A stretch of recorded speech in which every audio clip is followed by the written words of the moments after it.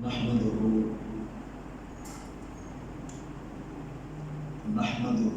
ونصلي ونسلم على سيدنا ومولانا محمد رسوله النبي الأمين المكين حنين الكريم الرؤوف الرحيم. أما بعد، فأعوذ بالله من الشيطان الرجيم. بسم الله الرحمن الرحيم.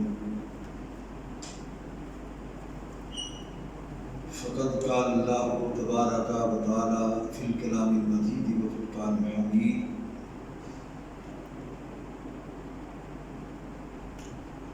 محمد رسول الله والذين معه أشداء على الكفار رحماء بينهم تراهم ركعا سجدا يبتغون فضلا من الله. صدق الله مولانا العظيم وبلغنا رسوله النبي الكريم الأمين. نحن على ذلك لمن الشاهدين والشاكرين والحمد لله رب العالمين.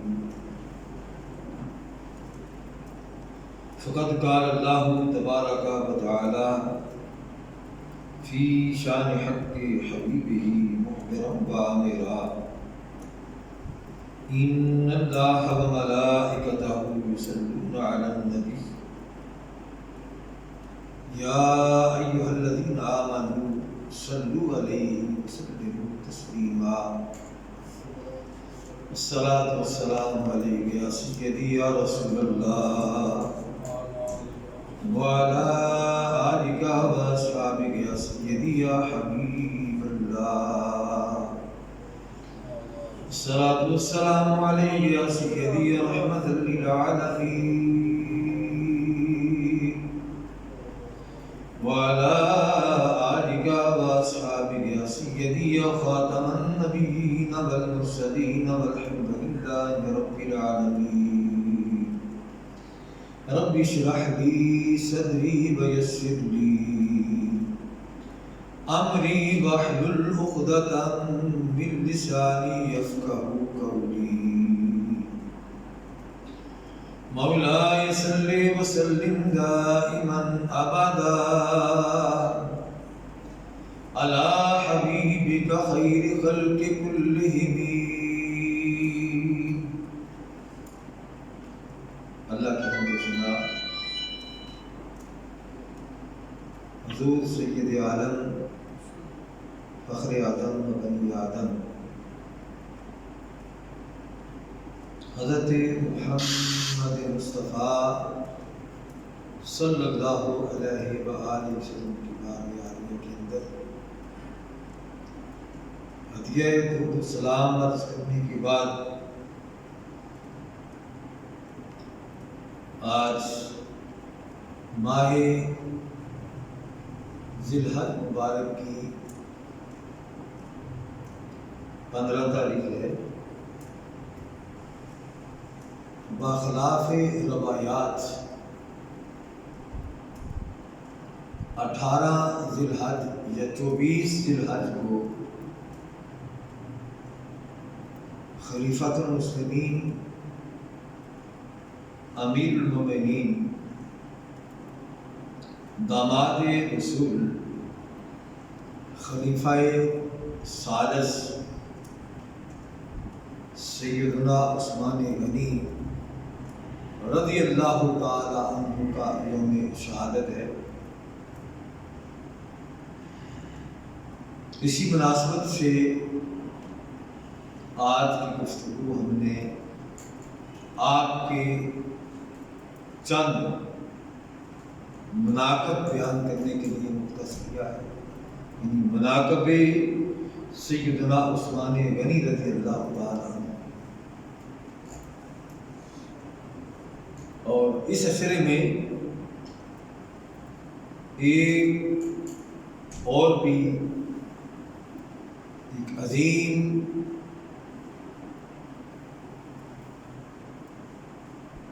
جسے عظیم دن کے نام سے یاد کیا جاتا ہے،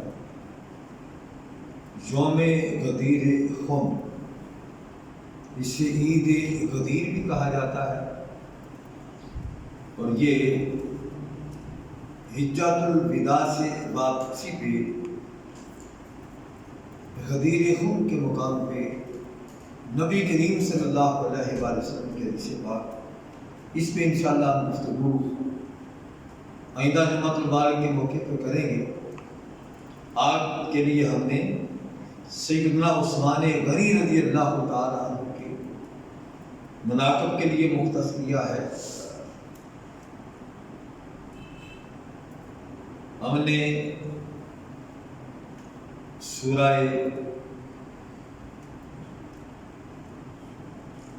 فتح کی جو آیہ کریمہ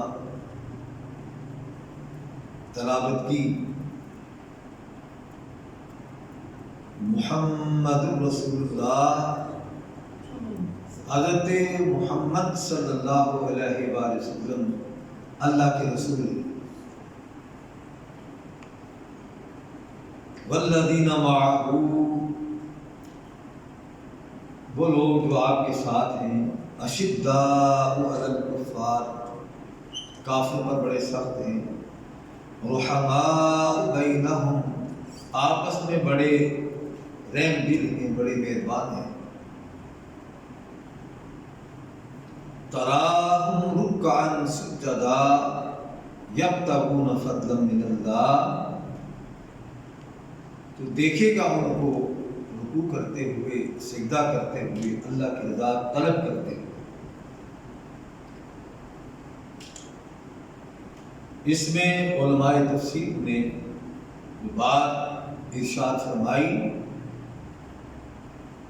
اس میں کوئی شک نہیں، یہ ساری باتیں آقا کریم صلی اللہ علیہ وسلم کے جمی صحابہ کے اندر پائی جاتی ہیں۔ ہر صحابی مصطفیٰ کریم صلی اللہ علیہ وسلم کی مائیت میں ہے، کفار پر سخت ہے، آپس میں مہربان ہے، رکوع سجود کے اندر وہ سب سے بڑھ کر ہیں۔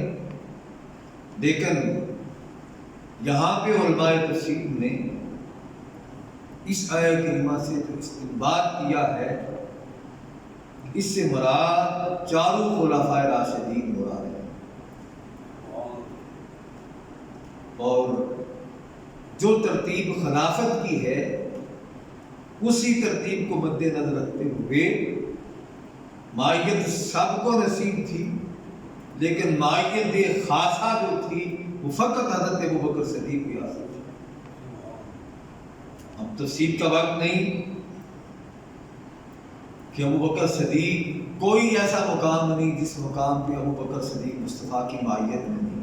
آج بھی جا کے قبر انور میں جا کے دیکھ لو، وہاں بھی ابوبکر صدیق اور مصطفیٰ کے درمیان کوئی فاصلہ نہیں، بلا فصل وہاں بھی ابوبکر صدیق کا پہلو مصطفیٰ کے پہلو سے جڑا ہوا ہے۔ اور دیکھیے بات کہ کفار پر بڑے سخت ہیں، اس سے مراد سیدنا عمر فاروق کی ذات ہے، رحماء بینہم، آپس میں بڑے مہربان ہیں، رحم دل ہیں، اس سے مراد سیدنا عثمان غنی رضی اللہ تعالیٰ عنہ کی ذات ہے۔ تراہم رکعا سجدا یبتغون فضلا من اللہ، اس سے مراد مولا کائنات علی المرتضیٰ شیر خدا کرم اللہ تعالیٰ کی ذات ہے۔ آپ نے اپنے وقت پہ اختصاراً ان کی تفصیلات سن چکے ہیں، انشاءاللہ پھر موقع ملا تو انشاءاللہ وہ عرض کی جائیں گی۔ حضرت سیدنا عثمان غنی رضی اللہ تعالیٰ یہ تمام صحابہ میں شرم و حیا، شفقت و مہربانی میں، میل جول میں، پیار و محبت میں، صلہ رحمی میں ان کی مثال نہیں ملتی۔ یہ آپ کی مثال آپ ہے، ان سے بڑھ کر آقا کریم صلی اللہ علیہ وآلہ وسلم کے صحابہ میں کوئی مہربان و شفیق نہیں۔ ان کی شفقت ان کی محبت، ان کی صلہ رحمی ضرب المثل ہے. ورنہ جو کچھ آپ کے ساتھ سلوک کیا گیا، جس طرح جس بے دردی کے ساتھ آپ کو شہید کیا گیا، قوت بھی آپ کے پاس تھی، اتھارٹی بھی آپ کے پاس تھی، طاقت بھی آپ کے پاس تھی، فقط آپ کا ایک اشارہ ہی کافی تھا.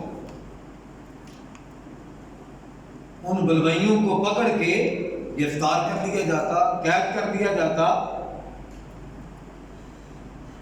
اور آپ کی جان بچ سکتی تھی. اور پھر یہ واقعہ ایک دو دن کا نہیں کہ ایک دو دنوں کے اندر آپ کو شہید کر دیا گیا. 40 دن آپ کے در دولت کا محاصرہ رہا، لیکن 40 دن تک آپ نے کسی ایک فرد کو بھی حکم نہیں دیا جو کچھ ہو سکتا ہے میرے گھر کے معاشرے کو ختم کر دیا جائے اور ان بلوائیوں کو یہاں سے بھگا دیا جائے. جو چاہتے کر سکتے تھے، لیکن نہیں کیا. خون بہے گا، میرے مصطفیٰ کریم صلی اللہ علیہ وآلہ وسلم کے صحابہ شہید ہوں گے. میں نہیں چاہتا کہ میری وجہ سے مصطفیٰ کریم صلی اللہ علیہ وآلہ وسلم کے صحابہ میں سے کوئی شہید ہو. خون بہے، بدعملی کا ماحول پیدا ہو، آپ صلہ رحمی چاہتے رہے، بات چیت ارشاد فرماتے رہے. 40 دن تک آپ اندازہ لگائیں کتنا بڑا ظلم ہوا آپ پہ. 40 دن تک آپ پر پانی بند رہا، پانی کی ایک بوند تک آپ تک پہنچنے نہیں دی.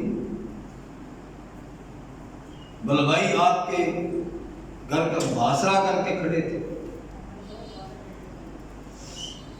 یہ اللہ کریم کا ارشاد تو رحماء بینہم، میرے مصطفیٰ کے سارے صحابی ان کے اندر یہ صفت صادق آتی ہے، لیکن جس پہ سب سے زیادہ یہ بات صادق آتی ہے وہ امیر المومنین خلیفہ المسلمین، خلیفہ ثالث، داماد رسول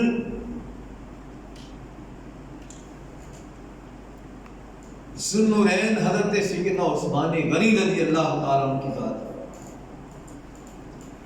سب کچھ ہوا لیکن آپ نے کسی کو وہاں پہ خون ریزی کی اجازت نہ دی، حتیٰ کہ 40ویں دن آپ کے گھر کی چھت ادھیڑ کر بلوائی اندر داخل ہوئے اور داخل ہو کے آپ کو شہید کر دیا گیا. کون؟ عثمان غنی رضی اللہ تعالیٰ عنہ. صرف ایک ہی بات کو لے لیں کہ آپ کو جو یہ لقب مصطفیٰ کریم صلی اللہ علیہ وسلم کی بارگاہ سے نصیب ہوا کہ آپ کو جو ذوالنورین کہا جاتا ہے، اس سے مراد کیا ہے؟ 2 نوروں والا. بعض لوگ میرے آقا کریم صلی اللہ علیہ وآلہ وسلم کو نور ماننے سے انکار کرتے ہیں،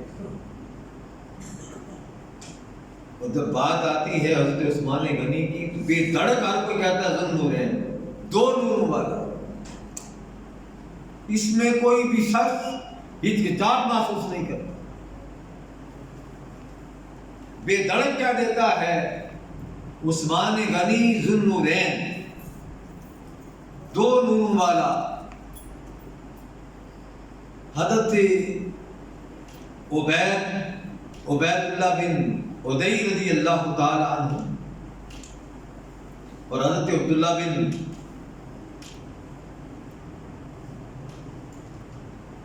عدی بن خیار رضی اللہ تعالی عنہ بیان کرتے ہیں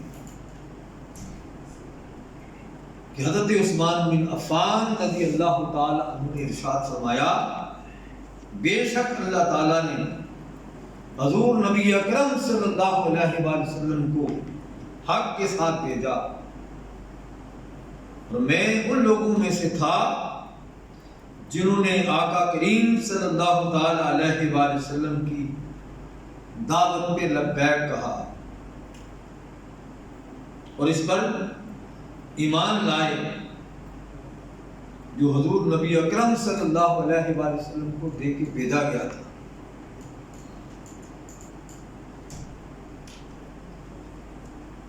پھر جیسا کہ آپ فرماتے ہیں میں نے کہا میں نے 2 ہجرتیں کی،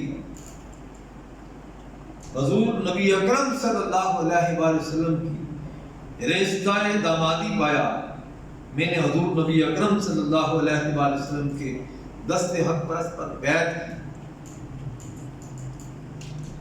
خدا کی قسم میں نے حضور نبی اکرم صلی اللہ علیہ وآلہ وسلم کی کبھی نافرمانی نہیں، ہمیشہ بس ادھر سے حکم ملتا فوراً اس حکم کی میں تعمیل کرتا، اور کبھی بھی کسی بھی موقع پہ میں نے نبی کریم صلی اللہ علیہ وآلہ وسلم کو دھوکہ نہیں دیا، یہاں تک کہ آقا کریم صلی اللہ علیہ وآلہ وسلم اس دار فانی سے پردہ فرما گئے۔ حضرت عبداللہ بن عباس رضی اللہ تعالیٰ عنہما بیان کرتے کہ حضور نبی اکرم صلی اللہ علیہ وآلہ وسلم نے فرمایا بے شک اللہ تعالیٰ نے میری طرف وحی فرمائی کہ میں اپنی صاحبزادی کی شادی عثمان بن عفان رضی اللہ تعالیٰ عنہ سے کروں۔ مولا کائنات اور سیدہ کائنات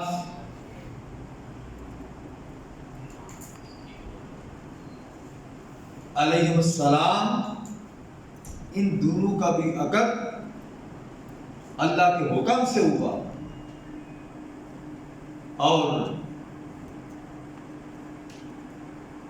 سیدنا عثمان غنی رضی اللہ تعالیٰ عنہ اور حضرت سیدہ ام کلثوم کا نکاح بھی وحی الہی سے ہوا، اللہ کی اذن سے ہوا۔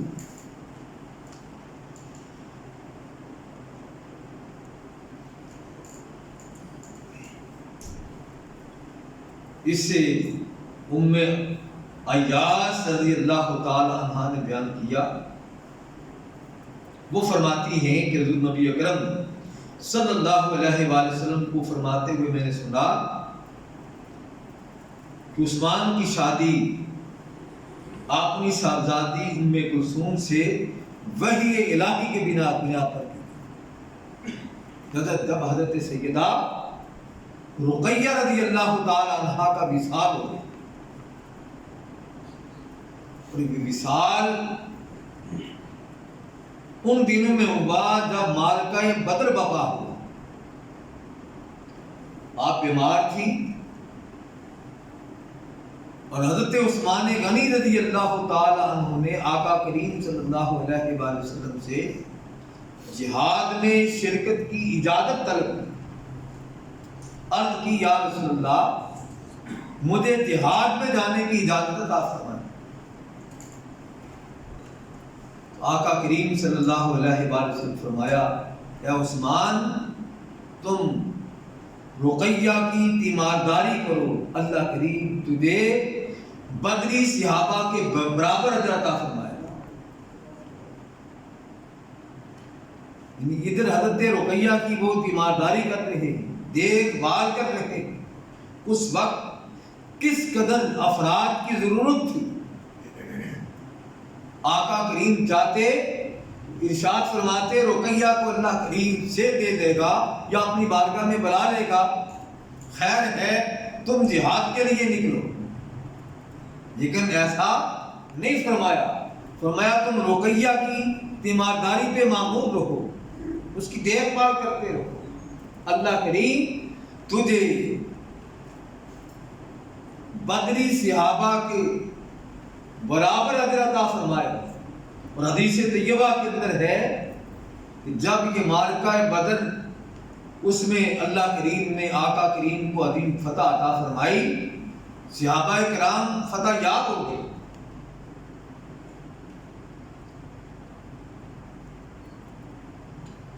انہی دنوں کے اندر حضرت سیدہ رقیہ رضی اللہ تعالی عنہا و سلام اللہ علیہا آپ کا وصال ہو گیا تھا، اور حضرت عثمان غنی رضی اللہ تعالی عنہ انہی دنوں کے اندر آپ انہیں دفنا رہے تھے۔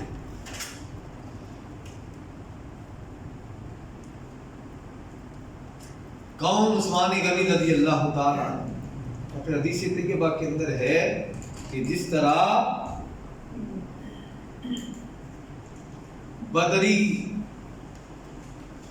غازیوں کو اللہ کریم نے حضور نبی اکرم صلی اللہ علیہ وآلہ وسلم کے واسطے سے مال غنیمت عطا فرمایا، حضرت عثمان کو گھر پہ حضرت سیدہ رقیہ کی خدمت پہ معمور رہتے ہوئے ان کے برابر حصہ عطا فرمایا، یعنی ان کے حصے کے اندر کسی قسم کی کمی نہیں فرمائی، بلکہ ان کے برابر ان کو بھی حصہ عطا فرمایا۔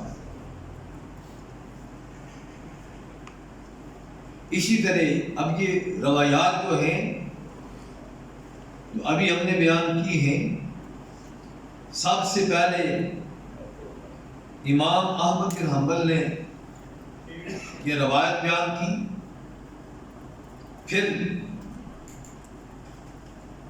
دوسری حدیث پاک وہ بھی امام احمد بن حنبل نے، امام طبرانی نے، اور پھر امام حیثمی نے مجمع الزوائد کے اندر یہ حدیث پاک نقل فرمائی، اور تیسری حدیث پاک وہ بھی امام طبرانی نے، پھر خطیب بغدادی نے، پھر حیثمی نے، متعدد ائمہ کرام نے اس حدیث پاک کو بیان فرمایا۔ امام طبرانی روایت کرتے ہیں، امام شیبانی روایت کرتے ہیں، امام ابن عاصم روایت کرتے ہیں کہ حضرت ابو ہریرہ رضی اللہ تعالیٰ عنہ نے ارشاد فرمایا، آقا کریم صلی اللہ تعالیٰ علیہ وآلہ وسلم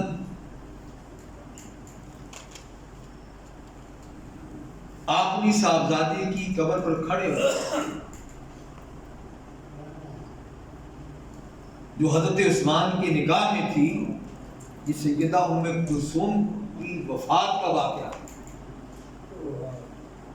یعنی آپ بھی وصال کر گئی، آقا کریم صلی اللہ علیہ وآلہ وسلم ان کی قبر انور پہ کھڑے ہو کے آپ ارشاد فرماتے ہیں، خبردار اے کنواری لڑکی کے باپ، اور خبردار اے کنواری لڑکی کے بھائی، اس میری بیٹی کے ساتھ عثمان نے شادی کی۔ آگلی بات جو ہے وہ سننے والی ہے۔ اب عظمت، شان، مقام حضرت عثمان غنی کا دیکھیے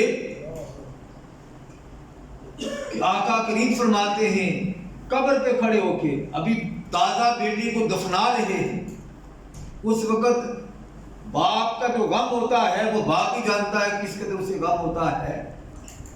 قبر پہ کھڑے ہو کے آپ یہ ارشاد فرما رہے ہیں، فرمایا اگر میری 10 بیٹیاں بھی ہوتی تو بھی میں ان کی شادی یکے بعد دیگرے عثمان کے ساتھ کر دیتا، اور عثمان کی شادی وحی الہی سے ام کلثوم کے ساتھ کی گئی۔ رسول نبی اکرم صلی اللہ علیہ وآلہ وسلم مسجد نبوی کے دروازے کے نزدیک حضرت عثمان غنی سے ملے اور ارشاد فرمایا، عثمان یہ جبریل امین ہیں جو مجھے یہ بتانے آئے ہیں کہ اللہ تعالیٰ نے تمہاری شادی ام کلثوم کے ساتھ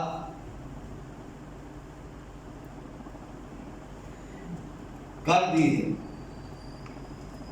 اس کی بہن رقیہ جو آپ کی پہلی بیوی تھی، نبی کریم صلی اللہ علیہ وآلہ وسلم کی پہلی صاحبزادی تھی، اس عثمان غنی کی شان اور عظمت کا اندازہ لگائیں.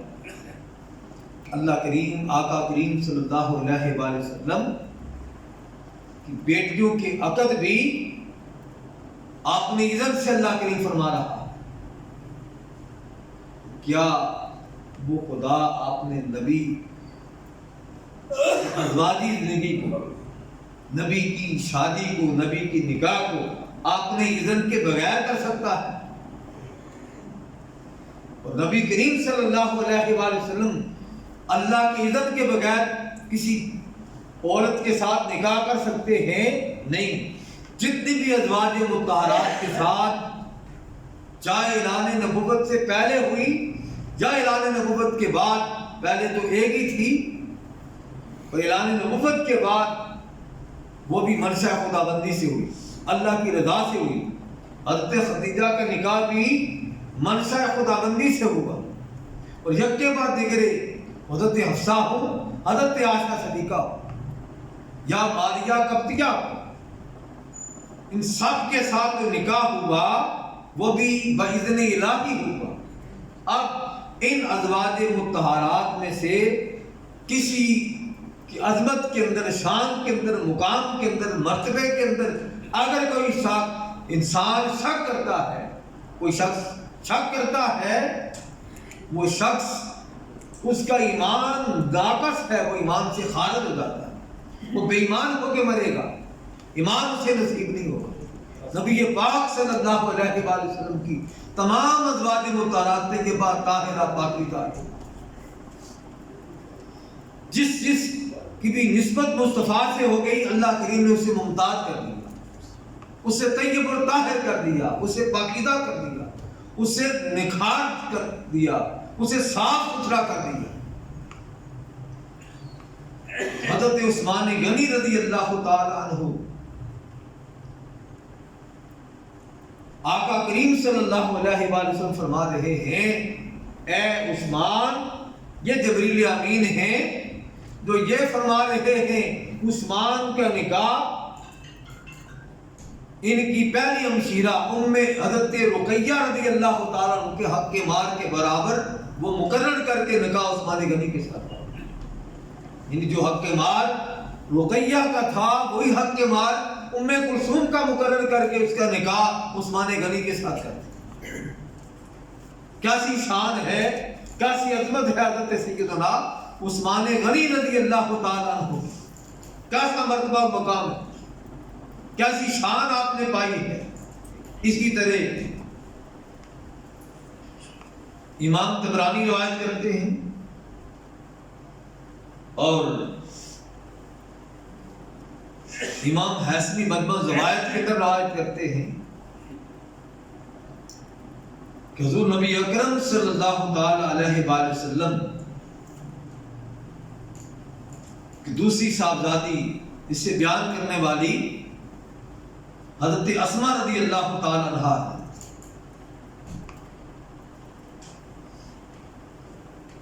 کہ آقا کریم صلی اللہ علیہ وآلہ وسلم کی جب دوسری صاحبزادی حضرت ام کلثوم آپ کا نکاح ہو، آپ کا وصال ہو گیا،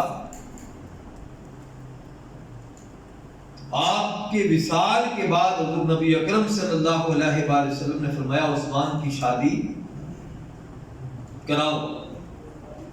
بات وہ کہتے ہیں بس اس کو ضرورت کیا تھی شادی کرنے کی؟ یہ نہیں سمجھتے کہ اگر کوئی شادی کرتا ہے وہ حرام کام تو نہیں کر رہا، حلال کام کر رہا، اس کی ضرورت ہے. اگر بیوی فوت ہو گئی ہے تو اگر کوئی شادی کرتا ہے گناہ والی بات نہیں ہے. اب اندازہ لگائیں کہ نبی کریم صلی اللہ علیہ وآلہ وسلم ایک بیٹی فوت ہوتی ہے، دوسری کا نکاح حضرت عثمان سے کرتے ہیں، اور دوسری فوت ہو جاتی ہے تو حکم فرماتے ہیں، ارشاد فرمایا عثمان کی شادی کراؤ. اگر میرے پاس تیسری بیٹی بھی ہوتی تو میں اس کی شادی بھی عثمان کے ساتھ کر دیتا، اور میں نے اس کی شادی وحی الہی کے مطابق ہی کی تھی، اللہ کی وحی کے مطابق اللہ نے حکم دیا تھا. دوسری شادی جب عثمان کی اپنی بیٹی کے ساتھ، آقا کریم فرماتے ہیں وہ بھی اللہ کے حکم سے کی.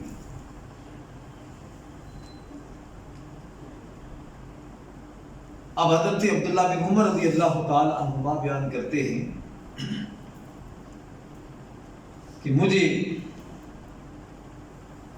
ارشاد فرمایا، میرے ماموں حضرت حسین الجعنی رضی اللہ تعالیٰ عنہ، پوچھا بیٹا کیا تم جانتے ہو عثمان غنی کو ذو النورین کیوں کہا جاتا ہے؟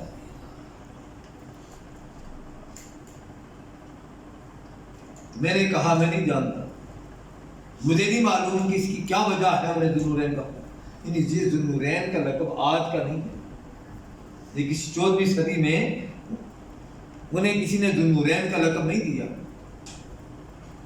دو نوروں والا جو لقب آپ کا ہے یہ صحابہ کرام رضوان اللہ علیہم اجمعین، جسے امام بیکی نے، امام لالکائی نے روایت کیا ہے، حضرت عبداللہ بن عامر بن ابان الجاشمی رضی اللہ تعالیٰ عنہ وہ بیان کرتے ہیں کہ میں نے عرض کیا کہ میں نہیں جانتا کہ کیا وجہ ہے کہ آپ کو ذو النورین کا لقب دیا گیا۔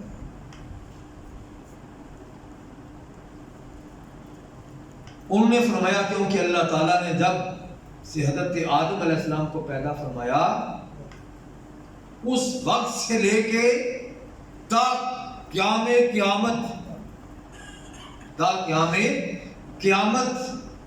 حضرت عثمان بن عفان رضی اللہ تعالیٰ عنہ کے علاوہ کسی شخص کی عقد میں کسی نبی کی 2 بیٹیاں جمع نہیں فرمائی، حضرت آدم سے لے کے تا قیامت فرمایا۔ اور پھر یہ سلسلہ نہ فرمائی نہ قیامت تک ایسا ہوگا، یعنی قیامت تک کے لیے سب کچھ ارشاد فرمایا۔ اسی لیے حضرت عثمان بن عفان رضی اللہ تعالیٰ عنہ کو ذو النورین کہا جاتا ہے، 2 نوروں والا کہا جاتا ہے۔ اللہ کریم اپنے محبوب کریم رؤوف الرحیم صلی اللہ تعالی علیہ وآلہ وسلم کے تصدق سے ہمیں آقا کریم صلی اللہ علیہ وآلہ وسلم کے سارے صحابہ کے ساتھ سچی محبت کی توفیق اور قرآن و حدیث کو سمجھنے کی، ماننے کی، عمل کرنے کی، عمل کر کے دوسروں کو اللہ کریم ہمیں پہنچانے کی توفیق عطا فرمائے۔ وآخر دعوانا الحمد للہ رب العالمین۔